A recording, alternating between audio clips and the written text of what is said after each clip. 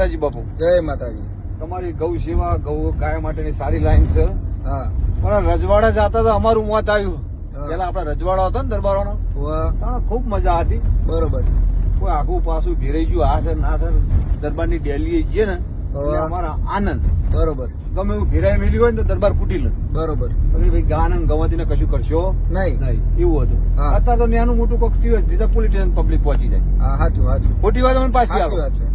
પેલા દરબારો બલિદાન આલી દીધા. ગાય છે, ઓ ગાય ચેડ બલિદાન આલી દીધા. હા, અમારા વાસડા દાદા, ઓ ચીંચુવાળા, હા, પછી નેણુ દાદા, આવા, પછી મોટા રણુ દાદા, હા. અને રાજસ્થાનમાં મામા તરીકે પૂજાય દરબાર. હા, એ બધા ગાય ચેડ ખપાઈ ગયેલા. હા.